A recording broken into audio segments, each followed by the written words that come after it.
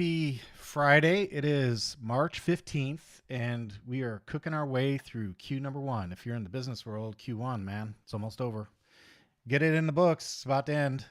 Welcome to the Pilot Jam. I hope you guys had a fantastic week, and we had a very spirited first game going on this time. It looked like Hobie got in just under the wire in front of Fred, and D. Griffiths was right in there as well. Pretty close, Dan. Nice try. Got to get up early in the morning to fool these boys, though. Bill, a distant fourth. And let's see. Fast Freddy says, got to play, got to win. That's right, my friend. Four Eyes says first about 10 minutes later. Good job, Four Eyes. Good try, man. Good effort. Good effort. A for effort. There's a lot of that going on this week. All right, let's see. Robert Ortleb is here. How you doing, Robert? And that's it. Man, you guys are quiet tonight. If you pop in on the Pilot Jam, make sure you say hello in the chat so we know who's out there. So, man, it was an interesting week in radio control this week, wasn't it? I can tell you we're going to talk a little bit about the integral. We're going to spend a minute on it. Not too long, though. And we're going to talk a little bit about the testing, a little bit about the radio setup, and a little bit about what's coming up. And you might notice in the little cryon down on the bottom that I've got a giveaway tonight. So we're doing a giveaway. Haven't done one in a while. I thought it was time, so make sure you hang around for that. And we're giving away some hardware. Why not? Right? It's been a while. Let's do it. Okay, so week in review. It looks like we started out with the current load higher in the air or on the ground. And that is the video that you see right there. Right there. Video is right there on the left-hand side. And the idea behind that one was the testing of that little ESC telemetry converter that I found from RC Light Systems in the UK. And by the way, Simon is the proprietor of that business, and he wrote me a little email afterwards and said, hey, I watched your Pilot Jam from bed. Good show.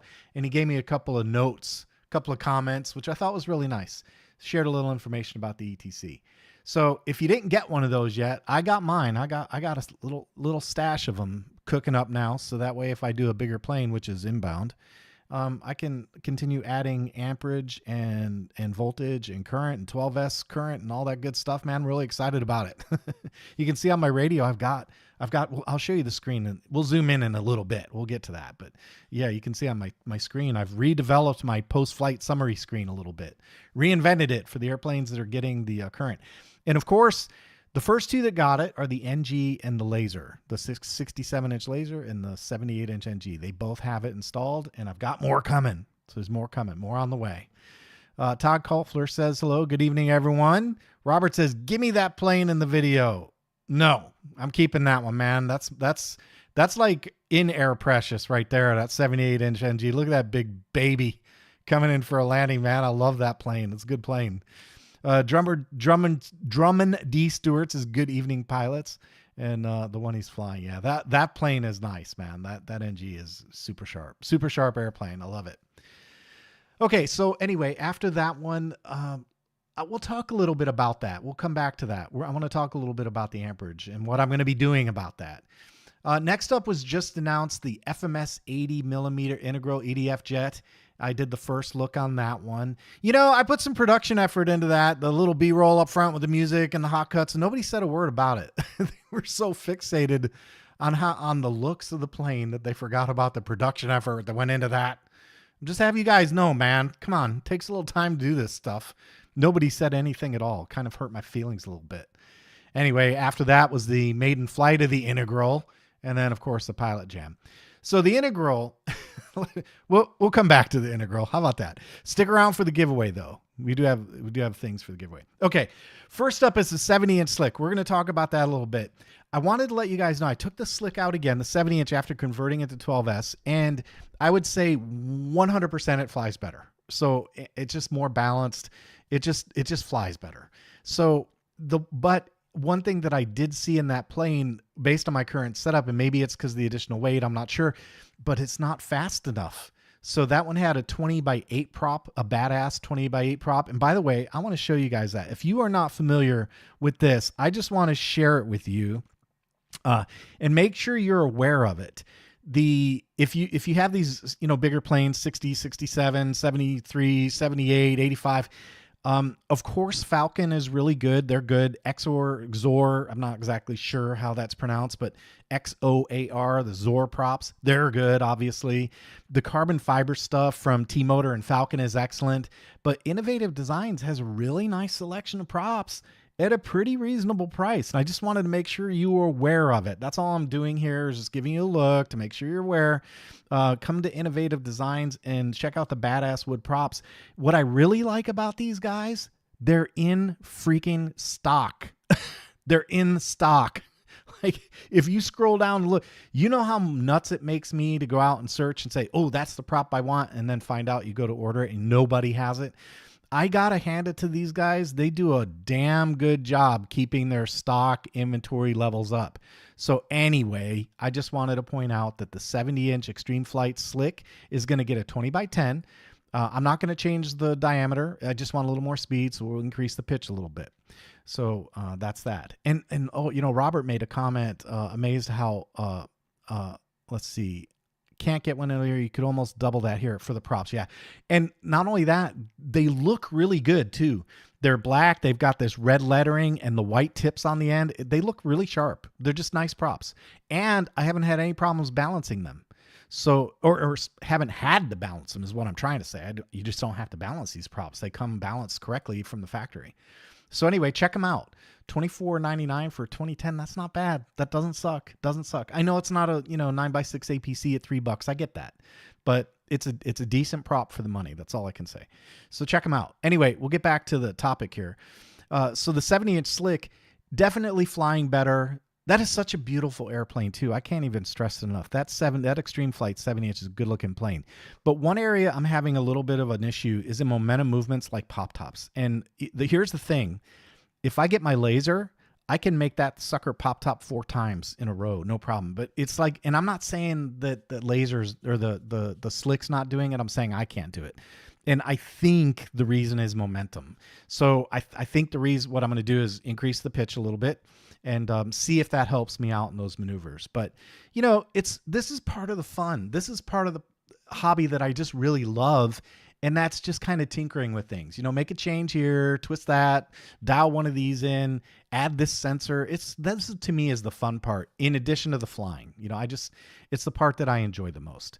So I don't have any problems tinkering with props. I'll put the 20x8 in my stash and maybe I'll find a use for that a little bit later.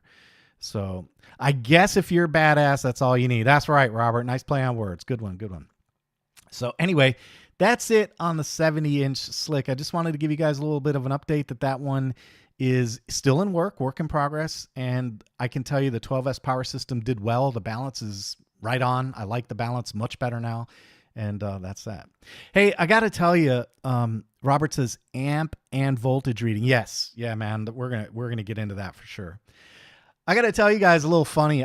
We did our annual eye appointments this week. My wife and I went to the eye doctor and we were on our way and she was driving. I was sitting in the passenger seat and she hands me her phone and she goes, "Hey, they sent a link for the form.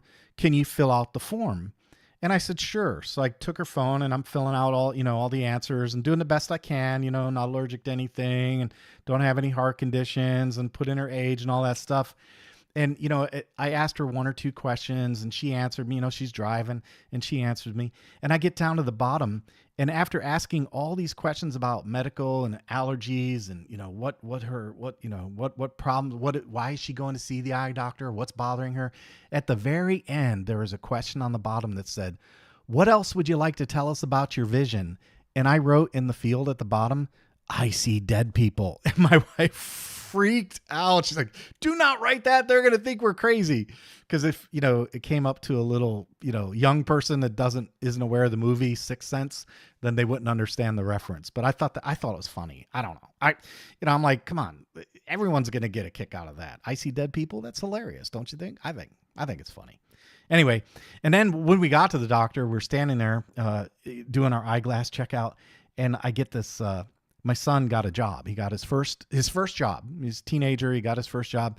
And my wife said, "Yeah, Christian got his job and he's got to go take his drug test and a couple of other things." And I said, "Oh, what kind of drugs does he get to test?" Right. And she's like, The girl sitting there said, "Oh, that's such a dad joke." I said, "Right? See, the girl gets me. She understands." My wife gives me the elbow, right? But I thought it was funny, man. Come on. That was like thinking on my feet. I thought that was pretty good. What kind of drugs do you get to test, right? I mean, that's hilarious. Anyway, just a little bit of fun, a little bit of levity as we move on into the next subject. So just having a little fun with the family, you know. Okay, extra NG update. So there it is. And here's what I wanted to show you guys. So I have my radio. We're going to switch over to the workspace. And nope, we're not going to switch to the workspace. We're going to switch over to this one. Oh, look at that. The EdgeTX Fest banner is up. Hey, by the way, we'll talk about that in a little bit. But EdgeTX Fest, 26, 27, October 24 at Lark's RC Club, RC Video Reviews, EdgeTX team. It's going to be fun. If you got time to make it down to Florida and join the crew, come on and hang out. We're going to talk about that later. We'll get to that. But what the heck? Why not give it a little bit of extra airtime? Okay. You guys are familiar, if you follow that one video that I did with the post-flight summary screen, this is just one example. I made a few mods, and this is kind of like my testing screen, actually, is what this is. So if I click on model, you see how it says ETC Bell Heli 32. So this is like my testing screen when I am setting up my little ETC devices for planes, for planes that are going to get them. Okay, so the little ETC right here. And then I've got a little AM 116 and an AM 670 motor, and I've got a battery connected, and I've got my little battery meter. Let's take a look at the battery meter real quick. See the 23.02? See that? 2302? That we're going to come back to that. So anyway, what I thought I would do is I wanted to show you guys on the NG when I did the video. I said in the video that this is an uncalibrated sensor. So the purpose of the video was to show the relative difference. And when I say relative, I don't mean that the amperage was accurate. We're looking at a percentage difference, percentage change between the ground and the air. That's all I was after because the sensor was inaccurate and I didn't have a way at the field to calibrate it, okay? So I recognized that during the video and I said, yep, this is gonna have to be a relative test only because we don't have an accurate amperage measurement. Now, the other thing that I'm gonna say is I still am not convinced that I have the right answer, but I did wanna give you guys an idea of my game plan, right? The thing that I wanna try out, and this is the thing that I wanna try out. If I take my little meter here, it's a clamp meter, and I put it on DC amperage and hit select. So what happens there is that is now going to measure, if it focuses, that's going to measure DC amperage. And all I'm going to do is put that on my red wire for the battery like that. And I know a lot of you guys are going to say, well, it's not accurate unless it's not touched. I know, but I got to show it on a video. And I can't do that if I got the spacing. Okay, so there's my wire. And here's my ESC. I'm just going to plug it in and the power's off. And what I'm going to do is just show you guys, we should get telemetry. There it is. Remember the 23 volts I told you earlier? Remember that? It says 23.02 here and 23 there. So the voltage is calibrated, and this has been calibrated against a Fluke 87. Okay, so this is definitely as close as it needs to be for the hobby. It was calibrated with a very expensive Fluke. Okay, so this is close. Now, again, I know that the thing shouldn't sit on there. I know that. This is just for illustrative purposes, so don't bust my chops about it. When I do the actual calibration, I will try and make sure that red wire is floating in the middle of my clamp, okay? I get it. You guys, the calibration junkies, kill me sometimes. Okay, so next thing I'm going to do is I've got the motor, and I'm going to put the motor here so you guys can see it. And we're going to spin it up a little bit. And all I want to do is show you the concept of how I intend to calibrate the meter for use in flight. Okay, so here we go. I'm just going to bring it up to, I don't know, we'll try and get it to close to 3 amps on the screen. There's close to 3, right? You agree that's pretty close to 3? And then we'll take a look at what the meter is saying. Move the motor over just a little bit. And I'm seeing 5 amps on the meter. Okay, so the way we're going to adjust that is we're going to leave this screen and we're going to go on the telemetry sensor and we're going to go into the current. So right now it says 2.8 and my clamp meter is showing me 5.5. So we need to adjust that. We need to adjust it. And so we'll go into the offset, and we're going to just change this and raise it up a little bit. So 5.4. There you go. So now what we should see on the screen, we see 5.4 amps here and about 5.4 amps on the clamp meter. That's the goal. Okay, so if I bring that down to nothing, we'll let it rest for a second, let everything calm down, and then we're going to run it again. And that should come down off of 3.4. I'm not sure why it's not. I have to check into that. So there's a 5 amp reading there and a 4.9 there. So I'd say that's pretty close. Like, that looks like it's pretty close to me. We'll bring it up a little bit more. And I'm seeing 5.7, 5.63. That's pretty close. I mean, we're fluctuating between 5.6 and 5.7, and we're holding at about 5.6. So that's the idea, guys. That's how you calibrate. I don't know why that still says 3.4. I'll have to do a little bit of tinkering with that. Obviously, we don't believe that because it is not drawing 3.4 right now. So that's kind of curious. And by the way, one thing I did want to mention about these values, and this is based on the email from Simon, is that the ETC is only passing through what the ESC is delivering. So it says 3.4, that's coming from the ESC. So, and I got to make sure that's not a plus. That is not a current plus. That one's a current plus. That's just current. So that is not a static. That's not the plus value. That's not the max value. Okay. So anyway, that was the idea. I just wanted to show you guys that you do need to calibrate this stuff. We can't forget to do that, right? You got to calibrate it, and that's the idea. If anybody has a better idea than the clamp meter, I know I have a fluke that I can put in line and do up to 20 amps, but what I'd really like to find is something you can do something as high as like 130, 140 amps. So if anyone has an idea that's better than one of these clamp meters on a battery like that, leave a note in the comments, especially if you know something about electricity. I'd like to hear what you have to say about it, okay? So one other thing I wanted to show you, since we're on this screen really quickly, let's go. I want to show you guys something really quick because this question actually came up twice this week, and it is, how do I reset telemetry without turning off the radio? Let me show you how to do that real quick. You hit the EdgeTX logo right there, and you hit this little reset telemetry right there. And then there's an option down at the bottom. You can either reset the session, the timer, or the telemetry. If I want to reset telemetry, I'll just hit that button, and notice how all my values went down to 0. So my telemetry's been reset, and look, it still says it's drawing 3.4 amps. Isn't that interesting? I have to figure that out, because here, when I unplug it, which I just did, and then replug it, it won't say that. So I am curious about what's going on there. I'll do a little more experimenting and see if I can figure out what's up. But that should, oh, you know what? That might be the precision. I bet you it is. I bet you if I click on model and go over here to telemetry, and if I reset that precision, yep, 3.4 amps. I bet if I reset that, there it is right there. The offset is 3.4. That's what it is.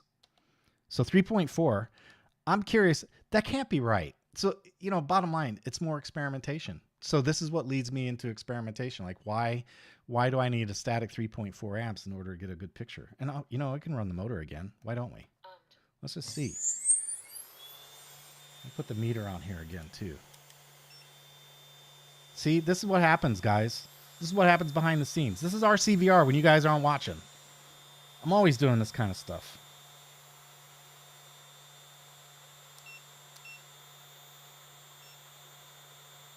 Okay, that says 4 amps, that says 3. So it's not a 3 amp offset, that's for sure. Interesting. So I'm going to hit the model button. We'll go into telemetry again just one more time. Let's just try it one more time. Let's see what happens. Can you guys see the meter? Yeah, you can see the meter. 4.1 is what it says. This is on 3.1. So we'll edit this. We'll change the precision just a little bit, the offset a little bit. And let's see. There's 4.1. 4.0. And now the offset is only 0.9, which is close to where I started. If you remember, I started at 0.7. Remember that? There's 5.6 and 5.4. So it's close. Maybe another little tweak or two. But see, this is the kind of experimentation you need to do. And one thing that's kind of become obvious to me, I don't think we're going to be highly precise on the current sensor. I just don't think that's going to happen. I just don't think it's going to happen. I think the idea is to try, what I would say is we want to try and set it so it's accurate at the highest current level, because that's the number that we're most interested in. The lowest current value, I'm not all that interested in that, because obviously at a much higher current level, that's what eats up your battery, and that's what consumes your milliamp hours. Okay. Anyway, there you go. That's the idea. This is called calibration. You know, I talked about it. I talked about it in the first video. I'm talking about it tonight to let you guys know, yeah, there is a plan to calibrate this stuff, and you need to do it. You can't just forget about it. And oh, by the way, let's see how the battery's doing. 22.8. And after a little bit of tinkering around, let's see what happens here. So 22.93. So we're about a 1/10 off. So that needs a little bit of attention too, right? Same deal.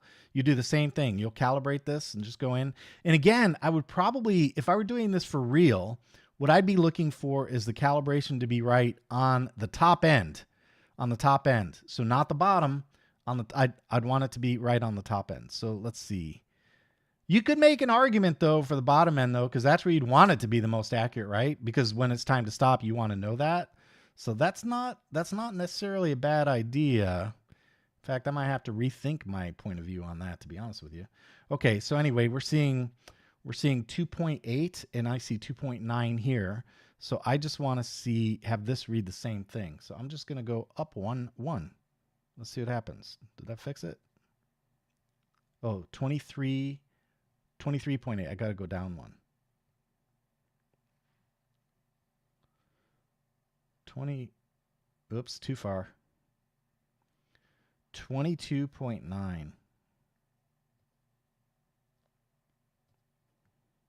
22.8, 22.9. Yeah, that's real close at 0 right there, isn't it? So maybe just a touch more. Just a little bit. And of course, we're losing precision now. If you put the precision on 2 decimals, you probably can get it a little bit closer. But I would say, based on what I'm seeing, that's about as close as you're going to get it. I've got it kind of bracketed right there. There's 22.9. There's 22.93. It's probably about as close as you're going to get it. So there you go. Calibration. You got to calibrate this stuff. Don't just stick it in and think you're okay. Don't even say it, Fred. All right. Don't just stick it in and think you're okay. You got to calibrate your stuff. All right. That's it. That's all I wanted to show you, is that I actually do have a strategy to do this. And it's not just lip service, right? If you're going to use tools like this, you got to calibrate them. That's all there is to it. So make sure you do the calibration work.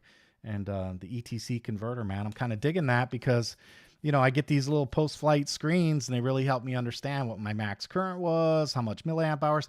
And if you get it configured right, that, well, so the interesting thing about milliamp hours, that also can be calculated and delivered from the ESC. So that also means there might, if your ESC has the ability to calibrate the current, it'd be a good idea to do that, because if the ESC, and I really got to do more research on this point too. If the ESC is the thing that's reporting the milliamp hours, then I believe that's what it reports. I'm not sure if that sensor is available outside of the ESC. So I believe this is coming from the ESC. That's what I believe. And we'll see. We'll do a little more experimentation and figure it out. But if that is coming from the ESC, then you want your current reported by the ESC to also be accurate. So if the current's off a little bit, then obviously your milliamp hour consumption is going to be off a little bit, right? You guys get the math there, right? So anyway, the point is you tinker. This is part of the fun of it. Okay, that's it. That's it for the ETC. And that's it for the XRNG update. The point in going through all that was to let you guys know that there is a plan on the NG to go ahead and do a calibration, but I want to do it at the field with the prop and my meter and all that stuff, so I can try and get that calibration kind of bracketed. I think that's the idea. If you can't be super precise with one thing, try and bracket it with 2 things, and that's kind of my goal, right? That's kind of the objective. So let's see. I'm going to check comments and then we'll get going and move on. So Adam Dupavilion says, hi, thank you for all your amazing EdgeTX and the LRS content. You're welcome. I'm glad it helped you, Adam. Thank you, thank you, thank you. Very nice of you. Robert says, I noticed on your video it stayed there until you applied more current. Yeah, that's well, we figured that out. We figured that part out. I use the clamp meter to test all my big motors. Also, you're pretty close there, John. All right, Robert. Thanks, buddy. I'm glad for the validation. I like checking with you guys. See, you guys, it's one thing about the radio control hobby that I've been amazed with. Everyone always has ideas, right? People have all kinds of creative ways to solve problems. So I like putting it out there to see what you guys have to say about it. So thanks, Robert. I appreciate you. Let's see. Hobie says, evening all. Sorry, late to the party, but I was first. You were first. Piper Floyd says, instead of the offset for the amp telemetry, is there a multiplier option? I don't think so. Not on the radio. It's just the offset. That's it. Being first took a lot. Yeah, being first, and Hobie fell asleep, took a nap. Hobie says, remember to smash that like button. That's right. If you guys could give me a like, I would appreciate that. It's good for the videos. It helps with placement. So it's kind of cool when you guys do that. I appreciate you. Robert says, could be the difference between flying and falling if your battery meter is off. Yeah. You got to make sure you test these things, guys. I don't trust information until I've tested it, right? So you got to test it. Piper Floyd says, instead of offset, I think you need to use ratio. I don't know about ratio. I think I've messed with that before, and I don't think it's worked quite right. Although that might bear some experimentation. I might take a look at it. I'll have to check. To be perfectly honest with you, I'm not as versed on what ratio does in telemetry calibration as offset, but I'll take a look at it. Once my wife walked in on me calibrating. Freddie, only once? I'm disappointed. That's all I can say. I'm just disappointed. All right, that's it for the comments. Let's see what else is going on here. That's the NG update. So that's the plan. We got a plan. Okay, next up is the slick. Huh. How about that? Where are we going next? We're going to go here, the workspace. Nope. Blackboard. Nope. Overhead camera. Yep, there we go. And the rim shot played. That was fun. Okay, I figured next up I would give you guys a look. And the patrons got early access to this, but I wanted you guys to know about the next inbound. And the reason for the slick, the AJ, is because I think most of you guys probably know AJ is another one of those top tier, he's like a world champ F3A pilot, right? You guys know that. He's like lots of years in a row. So I don't follow his career per se, but I'm familiar that, with his place in the pattern space where he does quite well. And Dave, if you watch the channel, Dave's got that acuity, however you like, tomato. And he's very fond of that plane. He likes the AJ stuff. I've never had an AJ plane, and I decided that I've gone through the Extreme Flight portfolio to some level of detail, and the Skywing portfolio, and I thought it was just time to try something a little different. So I wanted to give one of these AJ aircraft a try. And so what's inbound, that's a 74-inch slick, and I did get it in the red, white, and blue color scheme. And the motor, the hardware on this one is going to be the Sunny Sky 30cc. I love the 30cc on that 70-inch size, 70, 73 inch is perfect for that. And this one is the 215 kV version. The ESC is a Scorpion 12S80. And if you know motors, some of you are going to go, wait a minute, that seems a little light.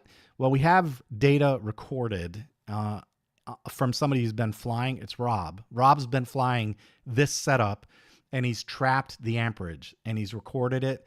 And he flies harder than I do. He sees some peaks just above 80, just a little bit. And it's also a very beefy ESC. So the thinking is it should be fine. Dave, by the way, also recognized, he said, yeah, on the 2-meter pattern planes, we do 10S with that setup, and we're right at about 80 amps. So you're going to go up in voltage, obviously smaller prop. So your amperage should be reasonable for that size plane. So Dave kind of validated it as well, and so did Rob. Rob showed me recorded amperage, and he's content with it, and he's tested it and vetted it. So this setup is known to work, bottom line. And the servos, I'm going to use the high-tech D555 TWs, and the prop will be a badass 20x10. So in terms of the next airframe coming up, that's it. It's all been ordered. It's on the way in. And hopefully we'll get a look at that next week. I'll get a look at it's my first AJ aircraft. First time I went down this path, and I am anxious to try it out. I'm looking forward to it. And by all accounts, they fly great, and it should. I'm sure it will be amazing. So we're sure about that. Robert says, give me the AJ, huh? No, that's not the giveaway, man. That's a little expensive for a giveaway. Little spendy for a giveaway. That'll make your mule draw up. All right, why is this rim shot playing? What the heck is going on here, man? Every time I change channels, it's going to play the rim shot for me? What's up with that? What's up with that, Fred? Sure, Fred had something to do with it. He's hacking my computer. Fred says, I like that color scheme. Yeah, man, the red, white, and blue. I like the white. Now, I'll tell you, for me, I gotta have that white and a high contrast color because I've just given up on the dark schemes. I'm getting too old, man. Getting too old. I need pops of color. That's for sure. Let's see. TMI, Freddie. TMI. Talking about Freddie calibrating. Okay, I kind of already spilled the beans on this, but you know, it's not the first time this got out. I did want to let you guys know, just a little reminder. So here's the cool part. Check this out. You guys are, I hope everybody that knows me and has been following me for any length of time, I need you all to sit down and hold on to your chair. Okay, so grab hold of your chair. I have something I have to say. You surprised? I am now an officially official, signed up and everything, sanctioned and signed, and I'm in the club. I got the tattoo. I am officially an AMA event manager now. So I did that. Long story. I did that because in trying to get sponsors for EdgeTX Fest, which is coming October 26th through 27th, Lark's RC Field in Central Florida. Come and hang out with the RCVR crew. Dave will be there. Fred will be there. Fred, you're coming, right? Dave will be there. Fred will be there. A bunch of the EdgeTX guys are coming, and they're making the trip. They're coming from overseas. They're going to come and visit and hang out with you guys. So they're coming, man. It's going to be a thing. So come and hang out on the 26th, 27th, Lark's RC Field in Tavares, Florida.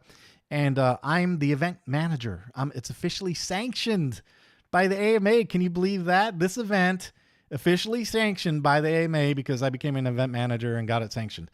So the reason for that is because some of the sponsors want them to be AMA sanctioned events. And it makes sense because this will help us get the word out. We should be in the AMA magazine. We'll be on the AMA website. We'll be searchable. We'll be all that good stuff. We're like official. We're like citizens, right? So we're doing the work, man, to try and, you know, get the word out. But here's the other cool thing. I get to make the RCVR fly-ins AMA sanctioned events now, huh? How cool is that? I think that's pretty cool. But that means we're going to have to be official. It means some of that goofing off that we see going on, that's going to have to go. Some of that inverted pylon type flying formation stuff that, you know what, the helicopters and airplanes, we can't have any of that. We're official. I'm just kidding. We're still going to have fun. Fred says he's definitely going to be there. Thanks. Bill says, good for you, John. Thanks, Bill. Appreciate that. Thank you. There's a test and everything. It's very official. But the test I'm not going to lie, man, the test wasn't exactly hard. It was kind of like one of those forced tests where you answer the question. If you get it wrong, they're like, nope, try again. And you're like, oh, B. And they're like, nope, try again. Oh, C. Yep, you're correct. Yay, you win. Everybody wins. It was one of those tests. But, you know, whatever, man. I took the test. I'm in. Bill says that means some folks will have to behave. That's right. We can't have Freddie streaking down the runway buck naked anymore. That's over. We're going to have to eliminate that kind of fun. All right. Nothing on fire. No flying helicopters through the fire. That's over. Can't do that anymore. We got to follow the rules. Nothing flammable. No shooting pyrotechnics from the airplanes anymore. All that stuff goes away. It's all over now. We're all official. All right, we're officially official. So EdgeTX 2024, make sure you show up October 26th or 27th, 2024. Larks. Be there or be square. ETC. I already kind of covered that with the update, but what I did want to share with you guys is that I guess when I put that segment in the list, I had one little thing that I wanted to show you. It was really simple. And that is, if you're interested, and I'll go back to the big camera so you can see it. And we can put the EdgeTX logo away.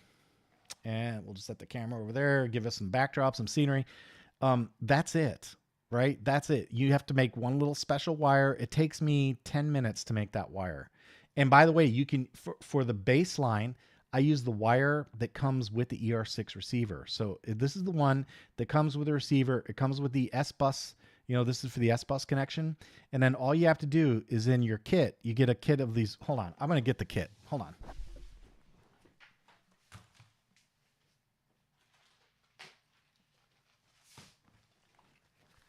I did videos on this in the past. I just didn't have it on the desk. But see, these are the kits that you get. The GH 1.25 to DuPont 2.54. These are the wires you need to go into these little DuPont connectors, right? And then, by the way, when you get the kit, you can also make them too. So you get everything you need to make the little connectors for the Radiomaster UART receivers. These things, the 4P. That's the connector right there that goes into a Radiomaster. So between that and the little DuPonts, you know, the DuPont connectors, these guys, and these wires. And by the way, the wires are set up just so you can see it. Let's pull one out. I'll show it to you. The wires are set up so that one side has got the heavier connector for the DuPont, and then this side has got the little tiny connector for the GH 1.25, the little ones. So what this allows you to do is you can make any of these kinds of wires you want. They're for a UART connection to a device like this, or a controller, or whatever. These are super handy kits. Thanks to the EdgeTX team. You guys know who you are that pointed these out to me, because with these, I can make whatever I want for these types of receivers. But anyway, the connection is super simple. I used the one that came in the box as the baseline, and all I did was add one of these little wires right here to the back of the UART to add the fourth wire, and then you just solder one little diode in there. That's it. It's a BAT45 or BAT43 diode, okay? And that makes your hot cable, and that's it.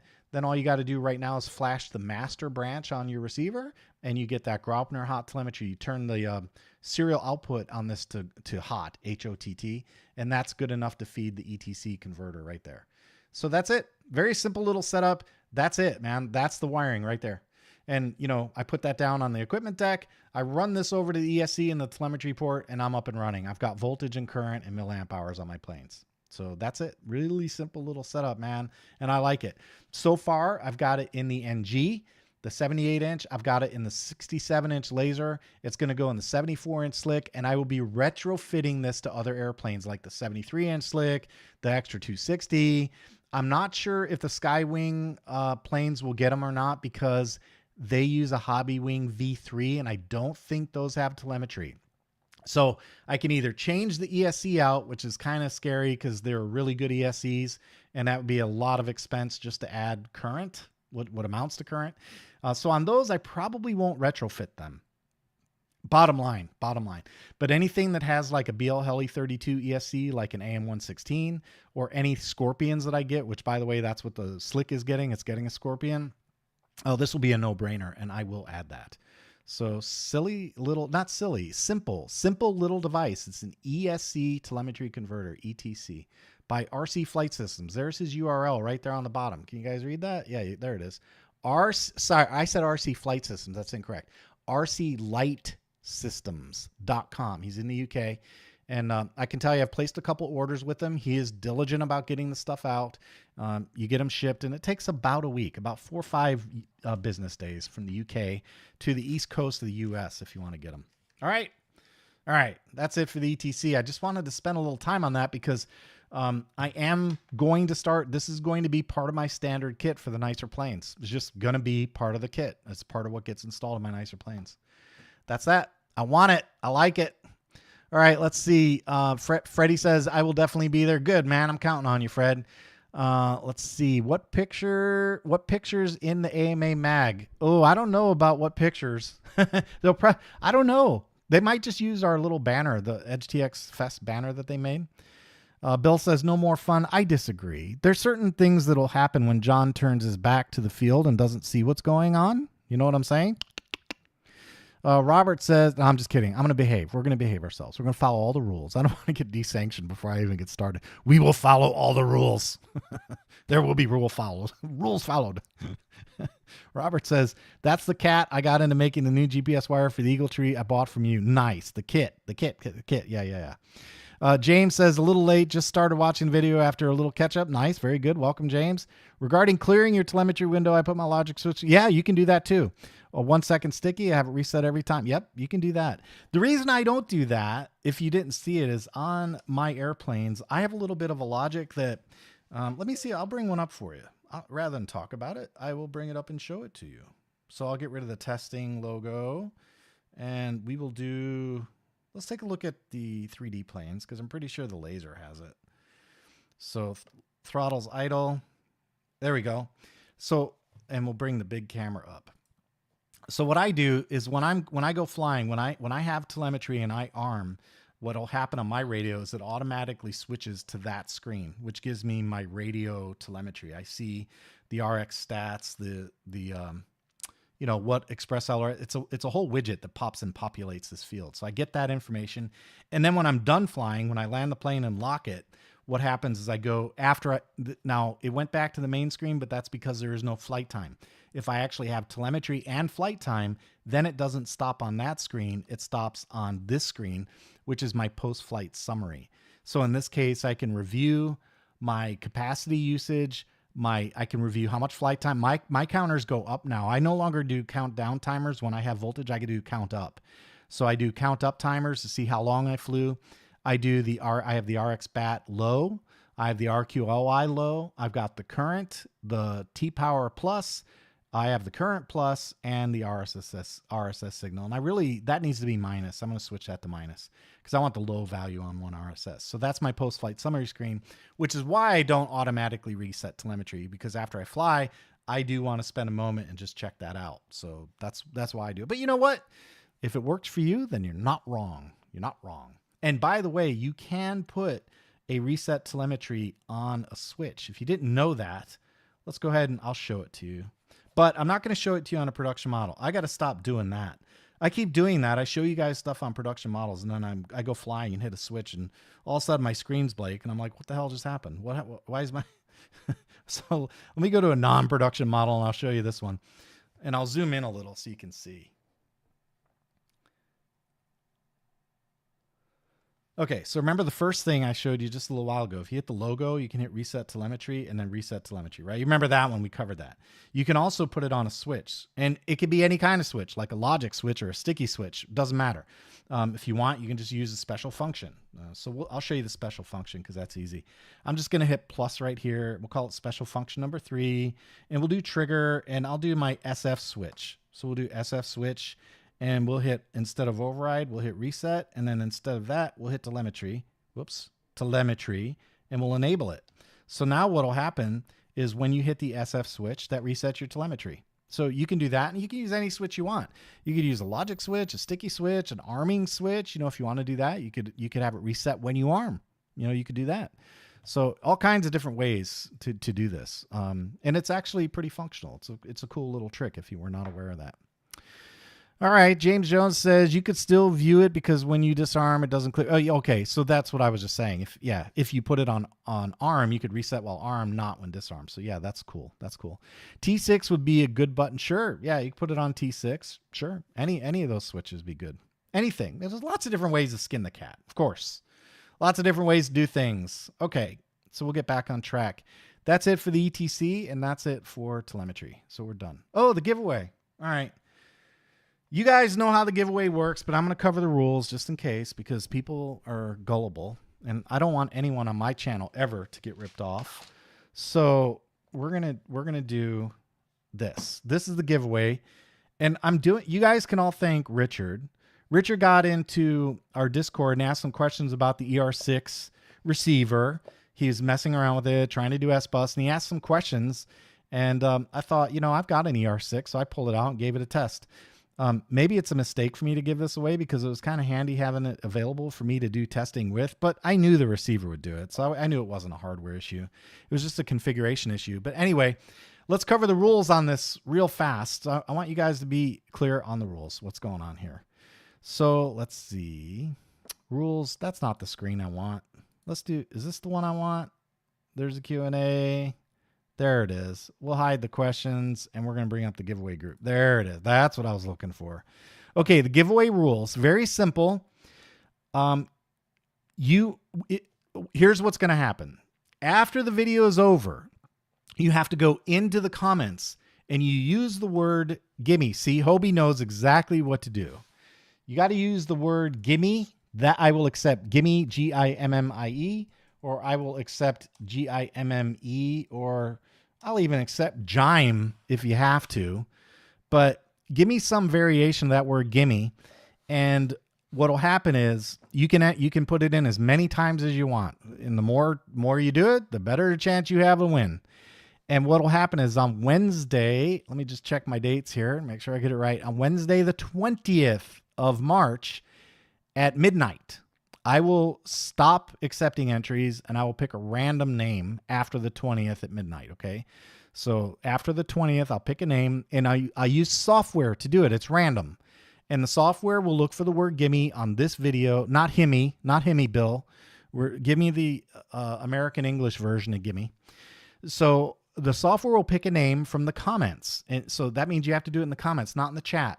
It has to be in the comments. And it'll pick a name by random.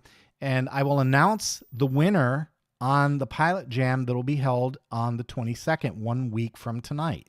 So 1 week from tonight on the Pilot Jam is where I'll announce the winner. I will not announce the winner on Telegram. I will not announce the winner in a chat or in messages on YouTube or in comments or on Discord or anywhere else. I will only announce the winner on a Pilot Jam. So once I announce the winner, then you have 24 hours to email me a copy of your government issued ID. The only thing that I care about is that you show me that you're over the age of 18 because I don't deal with minors. That's it. Okay, so you have to be over the age of 18 by the close date of the contest, which is, we'll say by today. Okay.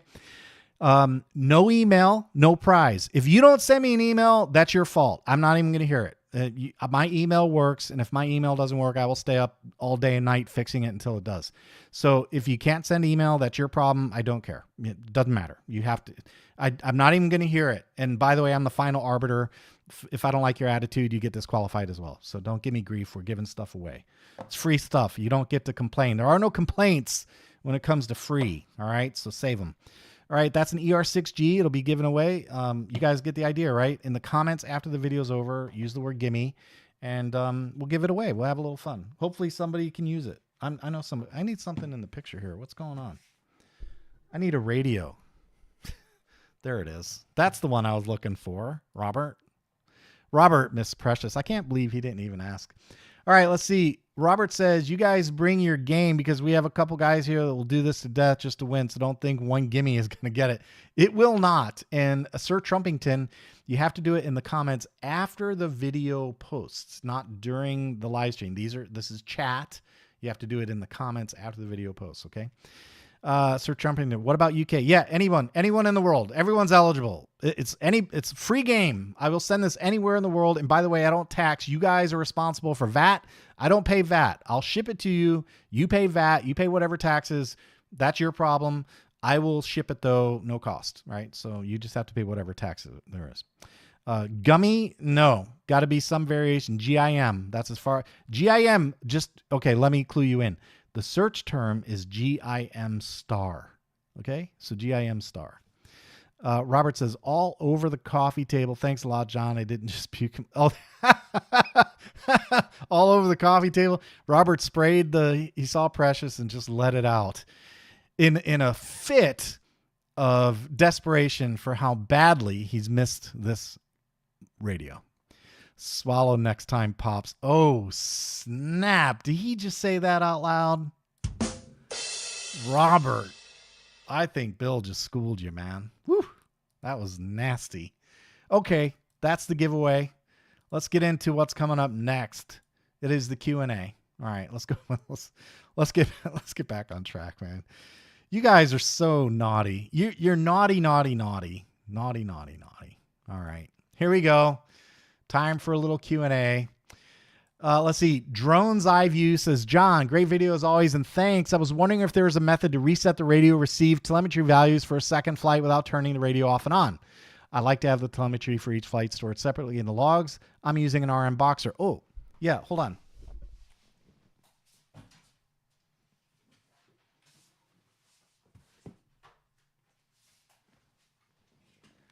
I'm a little embarrassed. I had to step away from the mic twice. I had to get the Boxer out because I wanted to show you guys they're using the black and white radios, how you do it, because it is slightly different, but it's still doable. So here's a Boxer. Here's the Boxer radio, and I'm going to turn that on. So if you weren't sure, you can do throttle not idle. We'll skip that. Okay, so on the Boxer or a black and white radio, to reset telemetry, you press and hold the jog dial and hit reset. And then when you do that, you can go down to telemetry and you get the same functionality, right? So if you have telemetry sensors like these and you got some values set out, you can reset your telemetry using that feature, okay? Just long press the button and hit reset telemetry and it'll do it, okay? And you can also use a special function just like on the color radios. But I wanted to share that. I stopped on that one specifically because that gentleman asked about a black and white radio, right? Okay. So that's it, drone's eye view. You can do it on a black and white radio, no problem. All right, Usba. He says, sorry if this question doesn't relate to the subject of the video, but I'm trying to find out what size pictures are needed to be put on the SD card. I'm having a real hard time figuring this out. Thanks in advance. 192 by, what is it, 120, 100, 108, 116, somewhere in there. They all work. So 192 is the big number, and then something smaller than that. It's like 120 or less on the other one.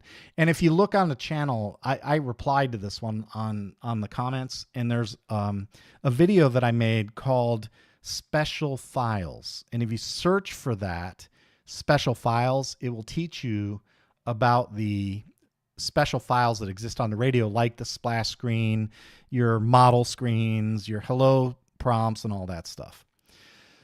So there you go. Yep.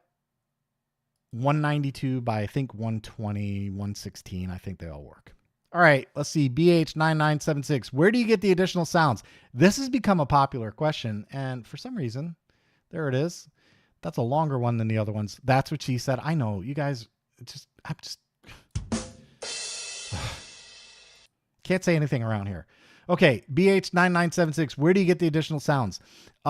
Azure text-to-speech is what the EdgeTX team uses. They actually put descriptions or instructions rather on the EdgeTX GitHub on how to set up the Azure text-to-speech environment. So if you're technically inclined and you want to do that, you can go set that up and get a free Azure TTS account, and you can make your own Emily voice sounds. And if you're not technically inclined, get on my Discord and go look in the Emily Requests channel. And on the Emily Requests channel, I take requests. And so if you tell me what kind of prompt you'd like, I will generate the sound and post it in that channel for you. See? Pretty nice. Discord's the place to be. How can I set up a reset switch for my wife? Buy her flowers. That will reset her right away, dude. I keep hearing the same complaints over and over. Yeah, buy her flowers. Maybe buy her a nice little a ring or a little buy her a card and just write I love you in it, Fred. That's all you got to do. That's all you got to do. That's all you got to do. Just got to reset their frame of mind, man. Some flowers. Do something sweet for your girl, man. That's how I think about it. I'm always trying to do something sweet for my girl. Even if it's just making her smile. Try and give her a laugh. Which is the I see blind people thing, right? That's the reason for that. All right, let's see. Koala Tails 5711, great test, confirmation of theory. Oh, so we got a lot of these comments too. Confirmation of a theory that I thought was correct, but never had seen it tested. 14% difference is just, this is the kind of guy, I love these comments because he's not sitting here going, well, you didn't have the amperage set. It went, I know. He's like, okay, I understand the spirit of what's going on here. I'm glad I was able to see it in real life. Now, at some point I'll try and get it tuned the best I can, get the amperage set the best I can. And when I get that worked out, then we'll try and say, hey, we've got it calibrated the best we can. Here's what we expect is as close to, reality as we can measure with the consumer grade gear that we're using. So I just really appreciated that comment because he said, yeah, 14%. Yeah, it's just, it's about enough. And it won't burn up while I'm flying. And, I knew if I were close to the limit on a static test, I should be fine in the air. And that's the real answer, right? If as long as on the ground, you're at your limit or slightly above or slightly below, in the air, you're going to be fine. You're going to drop 10, 15, 20%. And that means you're going to be okay. So that's the real lesson in all of this. And I like that Koala Tails got it, man. He understood. He got it, man. Good for you, dude. You picked it up. You figured it out. Dan Dork 20. I'm impressed how ugly. Okay. So I told you we were going to talk about the integral. Let's get it over with. So the integral. I'm impressed how this is one of the nicer comments I saw on the integral. He said, Dan Dork 20, I'm impressed how ugly they were able to make this model. I don't think I could have done a better job. Now, I absolutely think that looks are beauty is in the eye of the beholder, and certainly people had a point of view. There's no doubt about that. What I would say is I think people were being a little harsh. I can tell you when I first saw the integral, the first thing I keyed in on was the canopy, and I thought, oh boy, I don't know what's going on there, but that's going to create some comments. I knew it the second I saw it. Dave, his idea was, man, let's take that canopy off and paint it black. That's what Dave wants to do. He wants to paint it black. He thinks painting it black will make it look a lot better. And he's probably not wrong. And I can tell you in terms of the rest of the jet now, if we overlook the canopy for a minute, the reason I say I think people are being a little bit harsh is because the rest of the jet outside of the canopy, it actually looks pretty good. It's not, you know, and I'm not doing a video for them right now. I'm just saying it looks okay. It looks fine. I kind of like the lines on it, to be honest. I like the, you know, the nose is nice and pointy. The wings are swept back. You know, it's kind of got this little drone kind of vibe to it, you know? So I was okay with the looks, although I do understand the canopy. I do get that.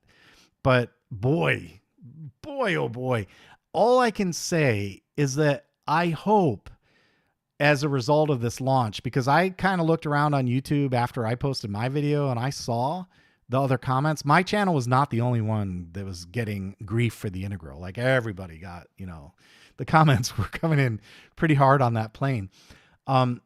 So I don't know. All I can say was it'd be nice if FMS would talk to people like me, talk to the other YouTubers out there to say, hey, what do you think? You know, this is directionally what we're thinking.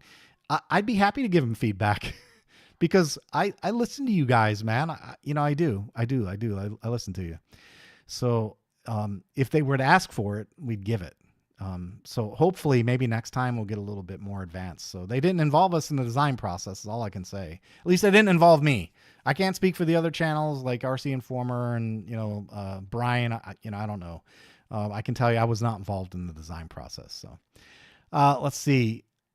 Just tell her to make you a sandwich that usually works more for you, Flints. Okay. Still talking about the women. I'm still looking for the perfect girl, 3.5 foot tall. Oh, nope. I was definitely going to say this about the integral. It looks more retro than any jet I've ever seen. Yeah. I mean, it's kind of sleek, man. It reminds me of something you'd see in like, an Independence Day movie, you know, like one of the fighters that might, you know, like the country would have come up with, or the world would have come up with for the Independence Day after they got the alien ship. That's kind of what I thought of when I saw it. Like, wow, that's like a science fiction jet, you know? It's certainly not scale. I mean, obviously, and the canopy. Yeah. I mean, my first impression was Pixar. Like when I took it out, I was like, oh my gosh, that's Pixar. And a lot of people did say it. They're like, oh, you could draw googly eyes on that and it looked just like a car's airplane. And they're not wrong. It would. But you know, I don't know. I think the rest of the airframe, I think people were being a little hard on it, to be honest with you. I really do. But you know, it's an opinion and everyone's entitled to their opinion. So you can't say much about that. Let's see. Hobie, he says, la, redheaded stepchild. Yeah, he totally nailed. You know who said the most interesting thing to me was Bill, Z-Bear. Z-Bear, he's still out there. Bill chatted with me and we were talking about the integral. And what he said was, there are a lot of other things in the hobby that I would spend $3.99 on. And I'm like, yeah, that I understand. Because, well, I mean, to me, that goes to EDFs in general. And I'll tell you another thing that, you know, I was talking to Dave and my wife about this, and that's that I've got a little bit of a problem, and that's that I think I've even said in some of my videos, like on the laser, the 67-inch laser, I said this airplane represents the pinnacle of RC aviation right now. So the problem that I have is that I have to be careful about misplaced expectations.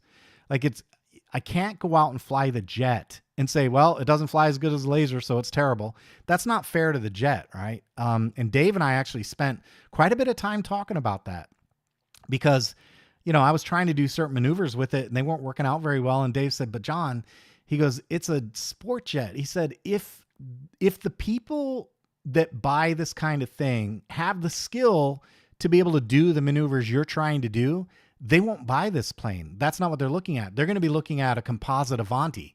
And I thought, he's right about that. And my wife actually talked to me about this too, because I was saying, it's kind of challenging after flying airplanes like Extreme Flight and Skywing and now AJ, right? AJ's inbound.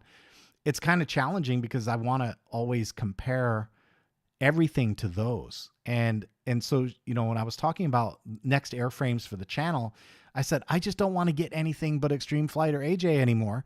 And she said to me, this is what I love about my wife. She understands me better than any human on the planet. She said, well, but honey, are you buying airplanes for you or are you buying them for your channel? And that's all she had to say. And then the light went ding. So, with that in mind, I'll continue to do reviews of non-Extreme Flight, non-Skywing, non-AJ airplanes. And I will do my best to try and evaluate the airframe for what it is supposed to be, not what I aspire for it to measure up to. So that's my commitment. But anyway, the Integral, it certainly generated some conversation, no question about it. And obviously, beauty is the eye of the beholder. If we were to take looks out, the very subjective part of looks, I would say three things about that plane. About that plane. One, I don't know what they were thinking with the nose, with the CG. It's wrong. It's wrong. It's too nose heavy. And generally, I think the plane is a little heavy. So that plane needs a little weight on the back to get it to balance right. I would not want to go any lighter on the battery, but it's heavy. And that's evidenced by point number 2, which is 3 minutes of flight time. 3 minutes of flight time. I compare it to the Avanti. The Avanti is an EDF. I get 6 to 7 minutes on that plane all the time, over and over and over. It's not a lark. It happens all the time. So, I try not to compare everything to the Avanti, but it's really hard because my attitude is, look, if the Avanti can do it, why can't you do it? So 3 minutes of flight time, what can I say? I mean, that's what it is. And then the last thing that I would say is if I were going to be flying this plane on a regular basis, I would add a gyro. Now, I said in the video, it looks like the slow speed handling is okay. And it is. The video is the proof. I don't need to justify myself because I showed it in the video. I did a kind of a slow, not a crawl. It wasn't a Harrier flyby, but I did kind of a slow pass and it was fine. I didn't have control issues. I didn't feel like it was going to stall. I didn't feel like I was going to fall out of the sky. It was fine. It wasn't wobbling all over the place. It was fine. But that said, if I were keeping this plane or if I were flying this plane, I would put a stabilizer in it because I think it would benefit from it. It's like there are certain jets out there, like the F-86, for example, with that swept wing design, more like a P-51 than a jet. That one was very stable by itself. This one with the swept wing, light wing loading, thin wing chord, it felt like in the wind, it might get knocked around a little bit. So I think a gyro on this plane would make a lot of sense. So those would be my 3 points, right? The weight's wrong, the flight time's 3 minutes, and I would add a gyro. So if we took all the subjectivity out of it, those are the facts about that airplane. And then, of course, you got to layer in the subjectivity. And Bill, Bill's not wrong. Look, man, you have limited funds to spend on the hobby. Are you going to spend $400 on that plane the way it looks? I don't know, man. I guess some will, but that's up to you to decide, not for me, right? That's all there is to that. So anyway, I just wanted to say my piece on it because on the video, I will call a spade, and I actually do like the looks of the airframe itself. I think the canopy could have been done better, and the flight time and weight and the stabilizer. That's it. Other than that, if those things make sense to you, if a 3-minute flight on an EDF makes sense to you, then it's fine. It's no problem. And the oleos were pretty good. The oleos were pretty good, and the control authority was decent, so it wasn't terrible. So that's it. Let's see. I'm going to check comments. We're going to move on. Reviewing the planes for what they are. Yeah, that's the key, right? It's just trying to. We just want to review the planes for what they are. I have an old saying: you don't kick a dog for being a dog. I have to be careful not to hold up every single plane I touch to a 67-inch laser because it's going to be a fail. Then all you guys are going to hear is the same thing. This one sucks. This one sucks. This one sucks. Oh, there you go. You gave me a laser. I like that one. That's what would happen. And you can't. I simply can't do that as a reviewer. So I have to be careful, right? I have to try and compartmentalize the review process and apply the right set of metrics to the aircraft that I'm flying. That's, I guess, what I'm trying to say. And remember, John went for glasses after the flight. Yeah, no kidding. But I can still see far, Robert, so bite me. I don't need glasses for up close. I can still see far. I need them for up close, not for far. All right, number 6, Blake 11. He says, planning to buy this now. What's the status of the black solver? One still works. It has been crushed into 5 million little pieces, put into a blender, burned, and thrown in the freaking dumpster where it belongs. And I'm hoping that you guys are still not wasting your money on B6 Neos. And yes, I have an axe to grind. They're pieces of junk. They should be thrown in the garbage. And I'm sorry if you wasted your money on that piece of trash of a charger. Don't buy them. Throw them away. Tell your friends. Number 7, are you kidding me? He says, now this is good stuff. Never had the means to measure the current flight, so it's always been, yeah, see, there you go. This is another one. The ETC converter, man, I'm telling you, this is a cool little device. I'm telling you guys, these are neat. This little ETC converter, it's a nice thing to have because we get current. And I am praying that sooner or later, if we have a BL Heli 32 running D-Shot, we'll just be able to take one wire right into the ES or into the receiver and be done all together. That'd be nice. That'd be nice. I'm hoping.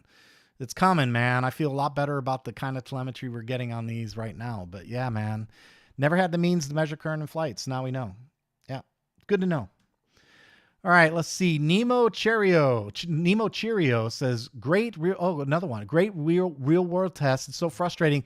Oh, this is one of my favorites. How much of the internet is turned into, well, I heard, or they say. He's absolutely right about that, without people just doing the simple work to make an educated statement. Thank you. Thank you. And of course, I gave a little love on that one because that's the whole nature of the channel, right? It's the whole idea all along has been video evidence. Like, show me. Just show me. Don't argue. Let's not have a debate about it. Just show me. Show me the video. Let me see it. And then we can decide what to do. And that's the whole point, right? That is the nature of the channel. It's called VE, video evidence. So good comment by Nemo Cheerio. I appreciate that. And he got the big heart for the week on that one. All right, Alex Bringhurst 881 says, another great video from you. I know it's a little older, but I still found it informative. Could you do a video that talks about the new Lua associated with 330? Specifically, I'm trying to learn about the receiver Lua that's found under other devices on the Express Lua screen. I'm confused about the init rates and when such comes into the receiver. Okay, first things first, if you guys didn't know, and we have a receiver, I guess I could power it up. Hold on. Let's just go ahead and power it up so everybody knows what we're talking about. And there we go. I'm going to bring a battery in. I'm going to bring the radio back into play here.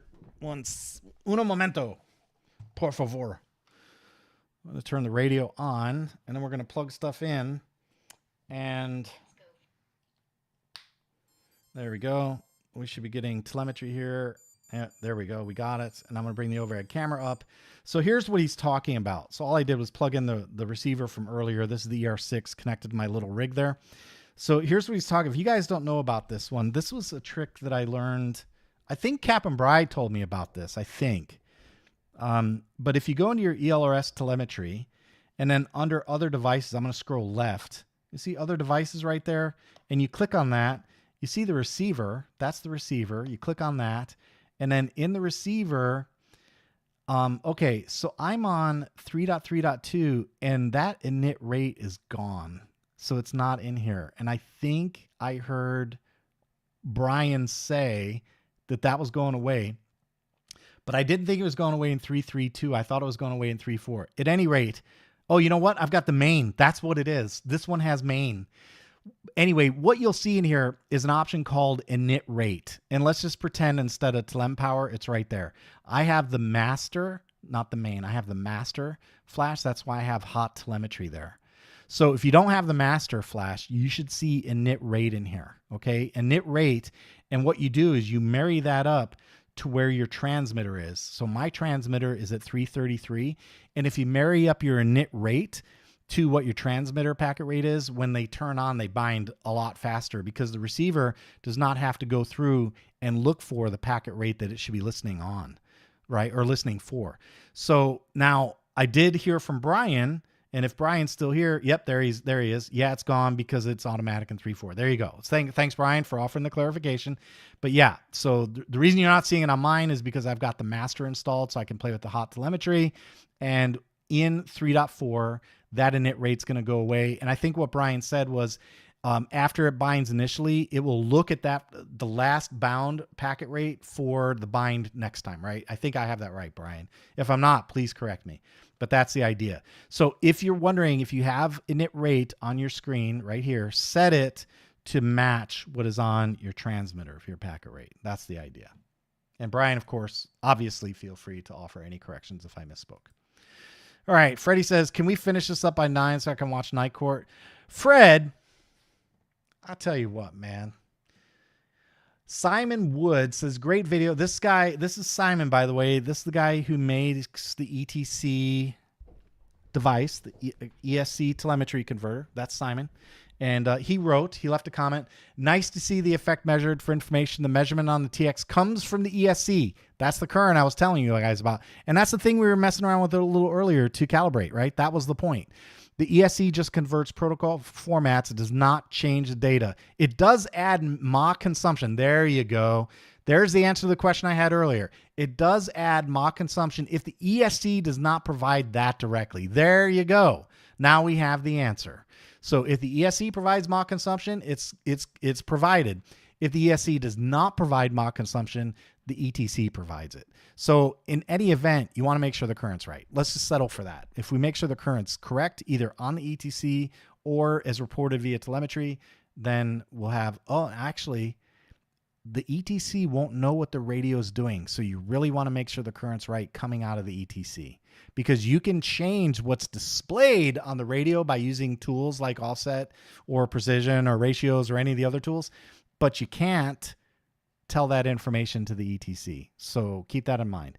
If your ESC allows you to adjust your current, make sure you calibrate it to that. Thanks, Simon, for commenting. That was very good. And then let's see. I think the last one, Retset, nice to see proof of something. I've had a take on Faith up until now. Interesting to see the percentage difference. I understand on a square prop like a 5.5, the unload is more, probably due to cavitation on the ground. Although, if you think about that, you have to think about that, because on the ground, I would expect a 5.5 to cavitate, which means it's not going to be as efficient. I'd have to test that. At least I hope it is. My Twisted Hobby Nemesis runs a quad motor that peaks at 40 amp on the ground for a 30 amp ESC. Anyway, the like button is smashed, as I do like this kind of content. Well, you're welcome, man. I'm glad it helped. And all I can say is, you don't have to install this on your planes. You could just use it to test. You know, that's something to think about too, is building yourself a little test rig and connecting it up and doing some tests. You know, it's possible. You just need the right ESC. Captain Bryce says the RX saves the last rate when it disconnects. Perfect. So that way, as long as you're connecting to the same packet rate next time up, you don't even have to worry about the init rate. So very, very nice. Good job, Brian. Thanks for offering the clarification. Appreciate you, man. All right, let's see. I think that's the end of the questions. Yeah, that brings us back to number 1. All right, so back to the desktop. I'm going to check comments and we're going to wrap things up. Let's see. Here we go. The precious of planes. Okay, Fred, you don't drink beer. Nope, Fred does not drink beer. He's into the grain alcohols. Robert says that jet should only be flown with Precious because they both have something in common. God bless. That's hard, Robert. That's hard. Poor Precious. That poor little radio. I'll put her back in there so you get a full frontal. There you go for you, Robert. Appreciate you. Cameron Dassel says the known shill channels like Sailors and Brian Phillips are catching a lot of crap on the integral. Well, I can't speak to what they do. All I can do is just try and be as honest as I can. You know, I do try. And, you know, the reality is I do try to be diplomatic, you know, because they are putting it out there. You know, they're trying to put the money out there. But, you know, I've said this before and I'll say it again. You guys are the most important asset to the channel, period. I would give up any sponsor I have in order to make sure you guys were satisfied. That's just the way it is. So, yeah, I try to be honest, but I do try to be diplomatic about it. Not that I'm trying to hide anything. You know, I wouldn't want you guys to come back and go, man, you were dead nuts wrong about this. Like I saw one video, I don't know whose it was, but he said something like, this is the best or the fastest, most stable trainer jet ever. Like, no, it's not. It's not even close. I took a speed measurement. It wasn't there. It was like, I think on our speed test, we got 68 miles an hour. And the only reason I didn't post it and show you is because I didn't do a high speed run at the top of the battery. I didn't do it. So I did it somewhere later in the flight. And the best I got was 68 miles an hour. So, you know, saying it's the fastest, most stable trainer jet, no, I disagree. If you guys want a good trainer jet, get the A10, get the FMS A10. That is a sheep in wolf's clothing. That airplane flies like a trainer. a lot like a trainer. It's a decent jet. The A10, that's a good jet. I like that one. All right, let's see. It's kind of like girlfriends until you meet your wife. There's always something wrong with them. Yeah, that's kind of true. Sir Trumpington said, reminded me of the Stingray sub. Yeah, I saw that Stingray comment a couple of times in comments. Lots of people said that. I saw that on my video and some others as well. So, yep. I said that too in Discord. Review the planes for what they are. Yep, we got that. On a 6S, just to make it puffy makes no sense to me. EDFs. I know. EDFs, I'll tell you guys right now, for me, there's when it comes to EDFs, I would pay my money for. I would pay my money for an Avani V2, the red one, the new one. I would pay money for that. I would actually pay money for an A10. Now, knowing what I know about it, I would pay money for that. And another one I'd pay money for is the little Futura, the 64 millimeter, the one that runs on 4S. And the only reason for that is because it's kind of cheap. It flies for like 4.5 minutes, and it's a fun little goof plane. No retracts on that one. There's nothing special about it, but it's cheap and it's fun to goof around with it. But yeah, I think that's about it. I've been looking at a composite Avani. I'm interested. Would you guys like? That'd be a good question. Would you guys like to see a composite Avani? I've been thinking about it. Like they have the L39, they've got the Avanti. Those are the Sebart jets. I've been thinking about doing one of those 90 millimeter composite EDF. I'd love to hear if you guys are interested in that. If you guys are interested in that, let me know. Put it in comments. The F-86 is right on. Yeah, Robert, that's another good one. The F-86 is a good jet. I wish it had a little more flight time. Like I was coming in at about 4 minutes, so that's not terrible, but it's not great. It's kind of like borderline, but it looks really good, and that is the successor to the Mustang. I've often wondered what attracted me to that plane, and I realized after reading about it, it is because it was the successor to the Mustang. So it had those World War II Qs in it. It was the first jet North American made after the P-51. Let's see. And remember, John went for glass. Okay, I think that plug was at you, Captain Bride. Discord link, yeah, it's gone. Okay, we covered that. Can we finish? Got that. The RX saves last rate, got that. For all the new guys, please consider joining John on Patreon. It all goes back into yeah. Thanks for that, Hobie. And I do want to say thanks to all my patrons. You guys are amazing, and you are the ones that make it possible for me, or you help. You certainly make it possible for me to do more with the channel. So I appreciate that. If you'd like to join patreon.com/RC video reviews, I have a tier as low as $3 a month. It's like a cup of coffee once a month, and we get everyone to help out. I get to do more stuff. I get to buy more stuff. I get to test more stuff. I get to find kits like this and show you how this stuff works. I get to get different devices and show you what's accurate, what's not accurate. This is how I do it. So if you guys can help out, patreon.com/RC video reviews. Thanks for that, Hobie. Appreciate you. And definitely jump on Discord, man. Discord is the way to go. Ryan would like to see a 90 millimeter composite. I'm kind of interested, man. I've been thinking about it for a while. I'm curious to know what you guys think about that one. So tell me in Discord or comments what you think about a 90 millimeter composite. Okay, that's it for Q&A. And now we are rounding third and heading for home. So in terms of coming up, Saturday, tomorrow, is Jets over Lakeland. I'll have to talk to Fred. Nobody seemed to express an interest in going this year. Tim, I haven't heard from Tim at all. Dave's out. Fred, I don't know if Fred's going to go or wants to go. But if not, I'm going to go flying. And I know I won't be flying with Dave this weekend because Dave, he's got family stuff going on this time. So it'll just be me. So that means no camera stuff this time. But next week, I expect the Slick will be here. It should be here on Monday. I should start seeing the hardware early in the week next week, Monday, Tuesday. And I think that's about it. I am going to work on the calibration for the ETC to see how close I can get that.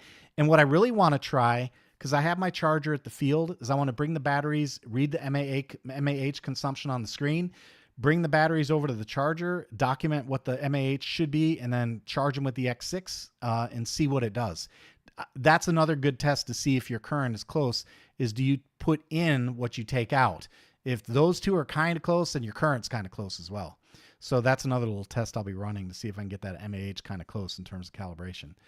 So, and then of course the EdgeTX 2.10 RC1 that dropped. I got to still do a comparison video on 2.10. So that's on the horizon as well. We'll definitely be doing that. So I will check comments and then we'll wrap this one up. 90 millimeter would be kind of sweet. I'm not a big fan of the EDS, but yeah. I think if I could find a 90 millimeter composite EDF that gave me 5 or 6 minutes of flight time, I'd be pretty happy with that. I think that might be kind of cool. Yep. Hobie's reminding you guys, do the gimme. Don't forget, we got the giveaway for the ER6G receiver anywhere in the world. I'll send it anywhere. Whoever wins, they get it. You're responsible for VAT. I'll pay the shipping. Okay. No cost for the win. Whoever wins, you get it. All right. So don't forget to do that. And remember, you can do more than one comment on the receiver. The more you post, the better your chances. That's right. Thanks. You guys are awesome, man. I love our moderators, right? They know what's going on around here. Appreciate you guys for helping out. Fred says, I'm available tomorrow. I'm down for jets, but rather go flying. All right, Fred, I'll get a hold of you, man. We'll talk. All right, guys, that wraps up the Pilot Jam for the 15th of March. I hope you guys had a good time tonight. I know I had a fun time hanging out with you. Don't forget, if you're not a subscriber, subscribe, man. It helps. Help the channel grow. More eyeballs, more sponsors. You know how it goes, man. That's the YouTube economy. More sponsors, more stuff, more videos. Just the way it works. All right, that's all I've got for tonight. Hope you have a fantastic flying weekend. You know what I'm going to say next, don't you? Go fly something. That's all I've got for tonight. Take it easy.